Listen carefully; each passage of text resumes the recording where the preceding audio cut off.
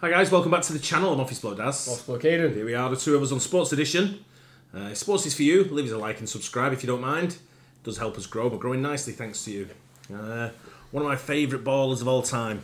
Yeah, I've heard, and I've never actually got the chance to see him play. Absolutely love this guy as a baller. For me, he's like a real tough street baller sort of style. Wasn't too tall.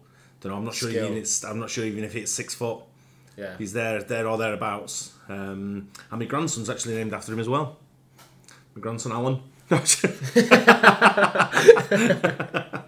my grandson's middle name's Iverson.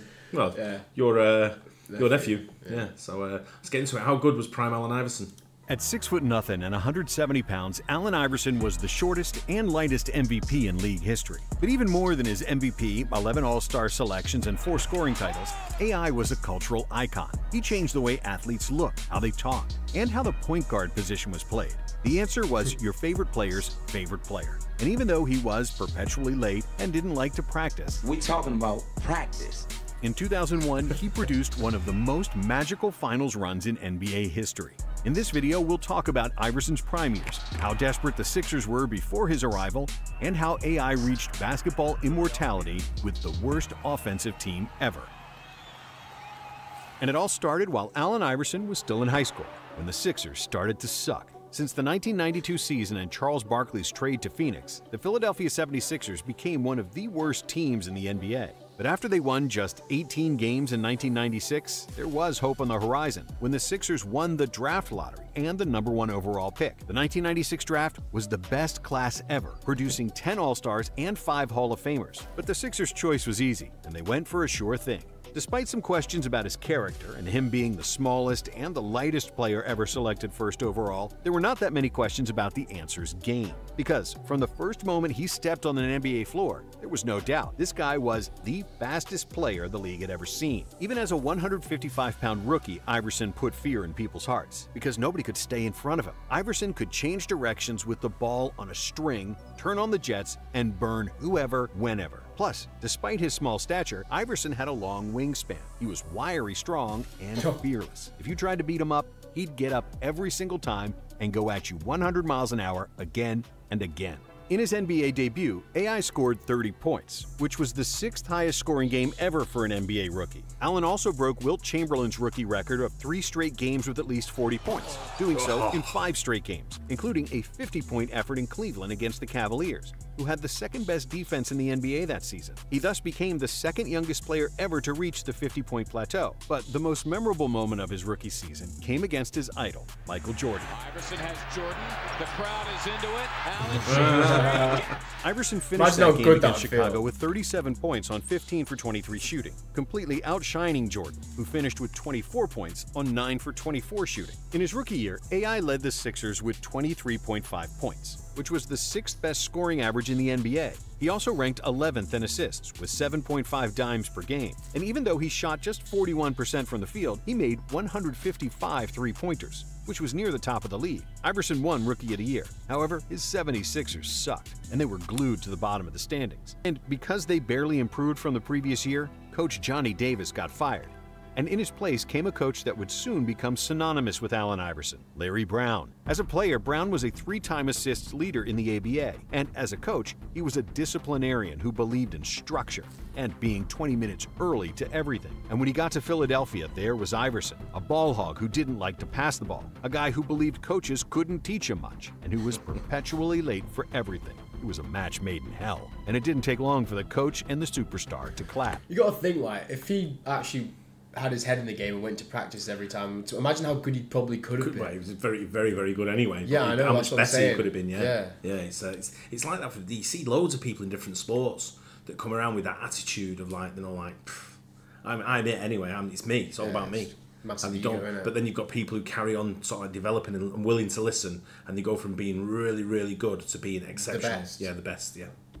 If you come down and jack up a bad shot and nobody else touches the ball, what good have you done? Those 4 guys, they don't want to just run, play defense, and set screens. It gets old for them real fast. But Iverson was a hothead and didn't like Brown's authoritarian style. He did not stay after practice to work on his game. If there was a shoot-around, he showed up when it started and left as soon as it was over, if he even showed up at all. When the other Sixers hit the gym, Iverson would just lay on the bench press machine, pretending to be lifting. Or he'd hide in the bathroom and eat junk food. Still, with more experience and Brown's efforts, Iverson improved. As a rookie, he led the NBA in turnovers with 4.4 per game, and in his sophomore season, he cut that to just 3.1. His shooting efficiency went up from 41% to 46%, and his decision-making improved, as Brown didn't want the Sixers to be a one-man show. If I had a mismatch last year, I could take it. I can't do that as much this year. That gets a little frustrating, Iverson said of his lack of freedom on offense. But despite Iverson scoring less than the year before, the Sixers improved, even though they didn't make the playoffs. However, in 1999, AI couldn't be reined in anymore, not even by Brown. The coach started to play Iverson as a shooting guard to get him off the ball, but the result wasn't more cutting to the basket and off-ball movement to make it easier for the offense. Sir, AI started gunning, leading the NBA in field goal attempts and averaging nearly as many turnovers as assists. The ball was still in AI's hands for the majority of the time, and thanks to an insane usage rate, he led the NBA in scoring with 26.8 points per game. But most importantly, thanks to their top 5 defense, the Sixers were finally successful with their first winning season in 8 years. In the playoffs, AI led the Sixers past Orlando in the first round with 28 points, 6 assists, and 4 steals per game. But in the next round, they immediately got swept by the Pacers. For the 1999-2000 NBA season, AI continued on the same trajectory. He took 25 shots per game, which was nearly a third of all the Sixers' attempts. He averaged 28 points, which was second best in the league, and he made his first All-Star team. The Sixers again won their first-round playoff matchup, but they once again lost in the second round to the Pacers. On the surface, Iverson had a successful year. He was a fan favorite and was becoming a cultural icon, with nearly half the NBA copying his hairstyle, getting tattoos, and wearing baggy clothes. However, inside the locker room, it was horrible. Iverson missed half of the team's practice sessions, and for the ones that he did show up to, he was late. And Larry Brown, who was setting up his clocks 20 minutes early just so he was never late for anything, was fed up. Brown publicly criticized the behavior of a star player. I wonder what your relationship would be with any employee that you might have who doesn't choose to come to work. And suspended him for 1 game, to which Iverson went berserk. You say this team's a family when it's convenient, but then you go talk about me in the newspapers. If it's really family, then you keep it in the family. You don't disrespect me like that. After this incident, Larry Brown demanded from the ownership that Iverson had to be traded or that he himself would quit. In Philadelphia, coach Larry Brown and guard Allen Iverson have been going at it again. Iverson was miffed that he was benched Saturday night for the final 20 minutes of an eventual loss to Detroit. And Iverson shared the same sentiment about his coach, wanting him gone. He believed that he was a superstar and that the Sixers would get rid of Brown to keep him. But then, a shock. During the offseason, the Sixers decided to trade Iverson and were openly shopping him across the league. Finally, in late July of 2000, a 4-team, 10-player deal was made between the Pistons, Hornets, Lakers, and Sixers that would have sent Iverson and center Matt Geiger to Detroit. However, at the last moment, Matt Geiger refused to waive his trade kicker bonus, which messed up the finances of such a complicated trade, and everything fell through. But this near trade finally sobered up Allen Iverson. He realized that he was not above the team, that he was acting like a prima donna, and that if he didn't clean up his act, the Sixers would get rid of him as soon as they got the chance. From that point on, I promised myself that I would.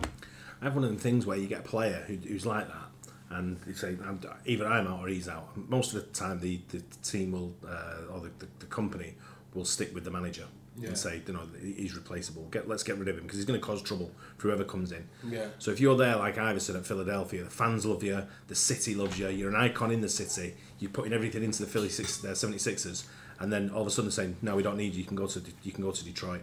And he's going to go, shit, Detroit is shit. Yeah. I'm going up there, and it's, what am I going to do up there? Then are they going to like me? He's going to have to start all over again. He's probably thinking, if I just pull my socks up here and stay here, I'm worshipped here.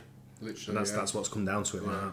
would never give anyone the ammo to use against me. I looked back at the practices I missed. It was ridiculous. I missed so many and I was late for so many. I gave them the ammo. Before the training camp started, Iverson had a meeting with Larry Brown where he apologized for his behavior. I'm going to change. I'm ready to be a leader. I want to be a captain. I'm going to be on time. I want to have the kind of relationship with you that Magic Johnson had with Pat Riley and Michael Jordan had with Phil Jackson. Brown was elated because that's all he wanted too. And when the training camp started, Iverson kept his word. He didn't miss a single day of training camp and not a single weightlifting session. When the training camp started, AI reported at 155 pounds, with the goal to bump that to 170 for the first game of the regular season. When that first game came, AI weighed in at 172 pounds and was deadlier than ever. The Sixers started the season with 10 wins in a row, and there was a noticeable change in Iverson's game and body language. AI started to dish the ball more out of double teams, he looked engaged during timeouts, and hugged his coach after games. This new dynamic between Brown and Iverson culminated during the All-Star game, when Allen's fourth-quarter explosion carried the East to victory. Since the 76ers had the #1 seed, Brown coached the game, and after Iverson was presented the All-Star game MVP, his first words were, "Where's my coach? Where's my coach? Coach Brown. Is he around?" Before the trade deadline, the Sixers traded Tony Kukoc and Theo Ratcliffe for Dikembe Mutombo, who won Defensive Player of the Year that season. The Sixers secured the #1 seed in the East, and for the first time since their championship year in 1983, it looked like they could go all the way. After they defeated the Pacers in the first round of the playoffs, Iverson was named the league MVP, with averages of 31 points, 4.5 assists, and 2.5 steals. On top of a Defensive Player of the Year and the MVP, the Sixers also had a Sixth Man of the Year in Aaron McKee. However, in the second round, another problem awaited, and the clash with the high-flying superstar Vince Carter. Vince and AI were the most attractive players in the NBA, and their matchup was one of the most exciting duels in NBA history. In Game 1 in Philly, both Iverson and Carter went over 35 points, but Toronto won. In Game 2, AI scored 54 to even the series, and Carter immediately countered with 50 of his own in Game 3. The Sixers evened the series in the fourth game, and in Game 5, Iverson eclipsed 50 again, finishing with 52 points, 7 assists, and 4 steals to give Philadelphia a 3-2 series lead. But in Toronto, Carter played out of his mind again, scoring 39 points to extend the series and force a Game 7. On the day of the deciding game, Carter had a graduation ceremony in North Carolina, and he decided to participate. After 2 flights that day, he made it to Philadelphia, but he was exhausted and played an awful game, including a final second miss that would send the Sixers to the conference finals. AI had a horrible shooting night, but he did finish with a career-high 16 assists, and doing everything in his power to lead Philly to victory. And in the conference finals, they faced another NBA legend, Ray Allen and his Milwaukee Bucks. Ray, Sam Cassell, and big dog Glenn Robinson looked like the better team at the beginning of the series. And after Game 2, it looked like the Sixers were doomed. The game was tied, but Allen Iverson injured his hip and was ruled out of Game 3. And without their best player, the Sixers had no chance against Milwaukee. But being as tough as he was, Iverson pushed through the pain and suited up for Game 4. And even though his hip contributed to an atrocious shooting performance from Iverson, 10 for 32 shooting, the Sixers somehow pulled through in a must-win game. And then, in Game 5, Iverson had an even worse game, shooting 5 for 27 and scoring only 15 points. But he did have 9 rebounds and 8 assists, and the Sixers somehow eked out an 89-88 win. AI scoring came back for Game 6, and he finished with 46 points. But the Sixers lost and were due for another Game 7. But when it was most important, Iverson played the best game of the series, finishing with 44 points and 7 assists to push the Sixers to the NBA Finals. After a decade of irrelevance and losing, the Sixers were on the brink of basketball immortality, reaching their first finals in 18 years. However, in the 2001 finals, there was a worst possible opponent. The Los Angeles Lakers, with prime Shaq and Kobe, didn't lose a single game on their way to the finals. But in Game 1, Allen Iverson was destined to change that. In the first half, Iverson played like a madman, torching Kobe and Derek Fisher for 30 points. However, in the second half, Phil Jackson decided to put in Iverson's doppelganger, Ty Lue. Leading up to the finals, Lue barely played. However, he was the only player on the Lakers fast enough to keep up with AI, and he did a fantastic job, holding Iverson to just 3 points in the final stretch of regulation. Then came overtime. Iverson found his groove again, scoring 7 of the Sixers' 13 points, and his last shot became one of the greatest moments in NBA history. This deadly bucket was the epitome of Iverson's career. It showed the full detail of his talent and his deadly crossover. while the step over after he made the shot fully explained the cold-bloodedness of this 6-foot killer. Iverson rarely talked trash on the court, and he rarely even swore on the court. Even if he said something, it was a simple one-liner, more closer to Tim Duncan than to Kevin Garnett. Instead, he let his game do the talking. And in that Game 1 win against the Lakers, he reached basketball immortality. He finished with 48 points, 6 assists, and 5 steals, almost single-handedly defeating the team that was undefeated in the playoffs. It was the 6th highest scoring game in NBA Finals history. However, in the next 4 games, the Lakers proved their dominance and won the title, as nobody in the NBA could deal with Shaq. And even though Iverson lost, he became a people's champion and an NBA legend. The 76ers averaged 94.7 points per game that season. Allen Iverson averaged 31.4 of those, with none of his teammates averaging over 12 points. In fact, none of his teammates averaged more than 18 points per game at any point in their careers, and most never even averaged 15. Other than Iverson, the 2001 Sixers were the worst offensive team that ever reached the NBA Finals. And while it's not entirely wrong to say that Iverson was a ball hog, on this team, he absolutely had to be. He was the lone scorer on a defensive-minded team, which allowed his offensive talent to shine and shoot until the wheels fell off. And the wheels nearly did fall off. Iverson played through 9 different injuries during the 2001 NBA season, which is a testament to his resilience and fighting spirit.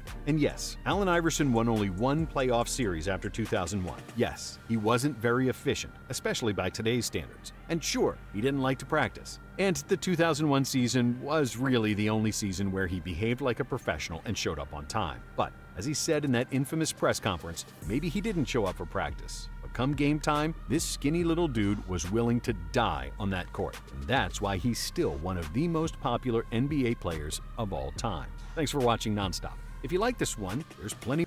Brilliant. Yeah. So I guess he was pretty good then, eh? He was very good. Like I say, he had his bell rang a little bit with Larry Brown when he was like, "You're going." Was it 2001 when he came on time every session and then he won the MVP that same year? Yeah. It kind of just shows you that, doesn't it? It goes to show you when you've got a good coach as well. Coaches know your ability and they're encouraging you. You can't take the phrase, you can take a horse to water but you can't make it drink it, and that's what they're doing there. It's not like bringing him in and saying we can coach you. I don't need coaching. You're gonna be like as you are then. Yeah. You're gonna have a short career as well. Coaches don't want that. They don't. They talk to each other. They don't want it. Yeah. But he turned out to be one of the best. Yeah, you need to have a good relationship as well, don't you? Yeah. When you look at, like you said there, they were at the prime. What was it? Jordan with Jackson and Magic with Riley with Pat Riley. But that's what they were. That's what made him great. That's why you can still talk about Jordan and Shaq and Allen Iverson, people like that, because it is what it is. Not Shaq, sorry. Kobe. Magic Johnson on it. Yeah. But people like that, you talk about Kobe as well. Coaches love him. Hard worker, grafter, team player, brilliant leader. Loved it. Love Allen Iverson, great player, NBA legend. Hope you guys enjoyed that as well. Don't forget to like and subscribe. See you on the next one. Cheers. Cheers.